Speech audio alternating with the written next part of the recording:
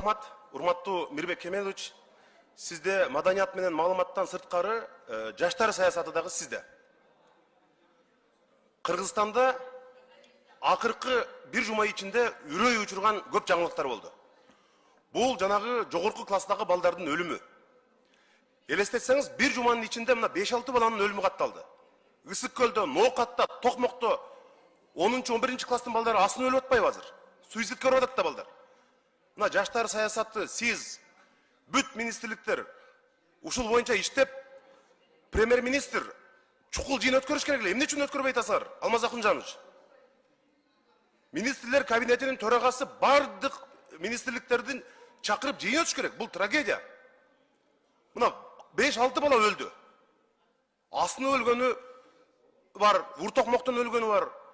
Мамлекет үчүн, ата-эне үчүн баладан кымбат эмне бар? Баладан баалуу эмне бар? Эч нерсе жок.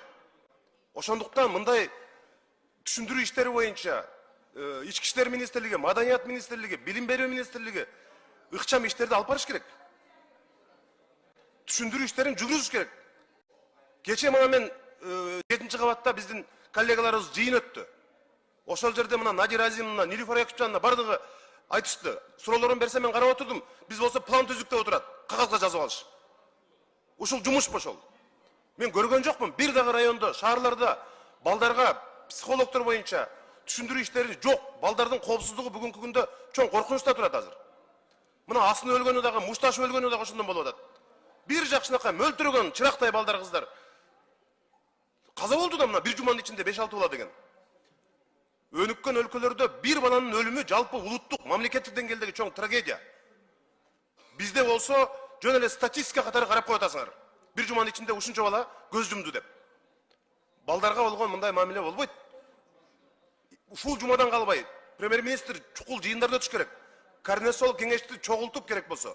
Эмне үчүн балдарга мындай мамиле болуп атат? Эмне үчүн балдарды мындай кароосуз калтырып койдук деп.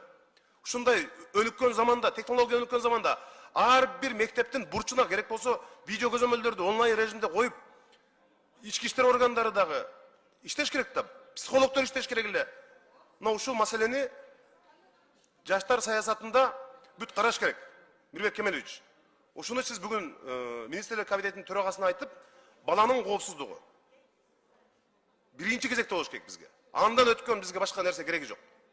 Баладан өткөн бакыт, баладан өткөн байлык жок. Бул мамлекет.